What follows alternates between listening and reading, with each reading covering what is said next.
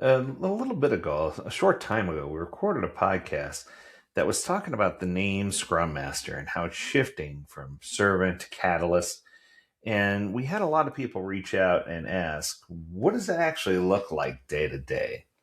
So I thought I would kind of paint a picture of this, but someone sent me an article that was interrelated. It was adjacent, but interrelated. So I thought I'd take this opportunity to take both of these and talk about what this author refers to as the 5 dimensions of Scrum Mastery. Sounds like the 5 dimensions of Scrum Mastery. Sounds very psychoanalytic. But let's see where it goes. And I have a feeling, based on the author, that I'm going to like these 5. So let's see where it goes. The first one they point out is the courage to have uncomfortable conversations. During those initial months, one time our team's velocity dropped for the third sprint in a row. Easy path, run another retrospective, tweak the processes, hope for the best. The real path, walking into somebody's office to discuss how their urgent requests were destroying the team's focus. My palms were sweaty, my voice probably shook a little, but here's what I learned. Protecting your team sometimes means being uncomfortable so that they don't have to be uncomfortable. The conversation went something like this. When everything is urgent, nothing is urgent. Your team is drowning not because they're not capable, but because they're being pulled in 17 different directions. Let me show you some data. 2 weeks later, we had proper intake process. The team could breathe again, and everyone lived happily ever after. Sometimes being a Scrum Master means being the voice that says what other people are thinking, but don't feel comfortable saying. I like that one. Let's go to number 2. The art of knowing when to step in and when to step back. This might be the hardest one to master. Watching any parent teach their child to ride a bike, that's us with our teams. Too much help, and they never learn to balance. Too little help, they'll fall and fall and fall and lose confidence. I used to jump in whenever I saw the team struggling. Now, I take a moment and count to 10. I ask myself, is this a learning moment or a drowning moment?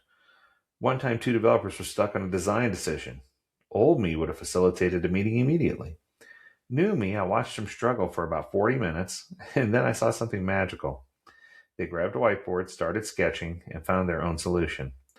The pride on their faces was worth way more than any of the quick fix options that I could have provided. Thanks. Number 3, creating a space where people feel safe to be human. Psychological safety isn't just a buzzword. It's the difference between a team that functions and a team that flourishes. Here's what it really looks like. One of our usually stellar developers admitted she had been making mistakes because she was going through some personal difficult situation. The team didn't judge. They adjusted, they offered support, they covered for each other naturally without being asked. How did we get there? All the small things. Celebrating failures and retrospectives. What did we learn? Sharing my own mistakes openly. Making it okay to say, I don't know or I need help. Innovation doesn't come from perfect people. It comes from imperfect people who feel safe enough to try and fail and then try again. All right, let's go to number 4. Teaching teams to fish instead of just giving them their fish. Oh boy. The temptation to solve a problem for the team is real. You see, the issue is, you know the answer, why not just fix it? Because that's not growth, that becomes dependence. Instead, I've learned to ask questions. What patterns are you noticing? What have you tried so far? What would happen if we didn't solve this right away? One of my proudest moments? Overhearing a team run their own impromptu retrospective when I was out sick. They identified issues, proposed solutions, and even assigned some action items. They didn't need me to do this. They learned to think like problem solvers. I love that. And then number 5, being the change you want to see. Teams watch what we do more than what we say. Want them to be transparent? Share your own challenges openly. Want them to embrace feedback? Ask for it publicly and act on it. Want them to respect work-life balance? Why don't you leave on time? I once worked late for weeks thinking I was being dedicated. Then one of my team members said, if you don't respect your own time, why would we respect ours? And that hit hard. Now I model my behavior of what I want to see to what I want to see, boundaries included. Some days we end up facilitating ceremonies, but even that's teaching moments. I'm showing them how to run an effective meeting so one day they won't need me to help them do it. Other days I'm sitting with a product owner who's drowning in stakeholder demands, helping them find their backbone and their voice to say no.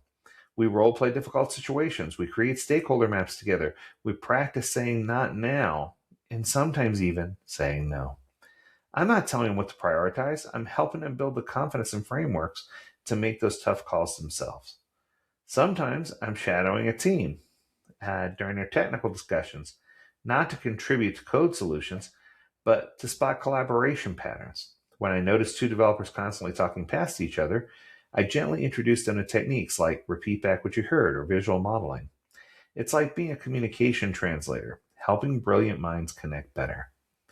Then there are days where I'm sitting in a customer feedback session, not to take over, but to help the team really hear what's being said beyond the words. Did you notice how three different customers mentioned in the same pain point in three different ways? Teaching the team to listen for patterns and not just problems. And yes, occasionally I do become the shield between the team and the organization. When leadership wants to just add one more thing to the sprint, I'm the one who has to have those crucial conversations about sustainable pace and focus. I've learned to say we can do anything, but we can't do everything. What would you like for us to stop doing to make room for this? Because burned out teams just simply don't deliver value. They just deliver bugs, technical debt, and eventually resignation letters. Every action, every decision, every uncomfortable conversation serves one purpose: helping the team discover how capable they really are. It's not about being a hero. It's about helping them realize that they don't need a hero. If you're a Scrum Master feeling stuck in facilitation rut or wondering if there's just more to this role that you don't get, trust me, there is. You're not just running meetings, you're shaping culture. You're building capabilities. You're creating the conditions for extraordinary things to happen through ordinary people. Start small. Pick one area. Maybe it's having a difficult conversation you've been avoiding. Maybe it's stepping back when you need to step in. Whatever it is, remember your role is not to be perfect, it's to be present, authentic, and committed to growth, both your growth and their growth.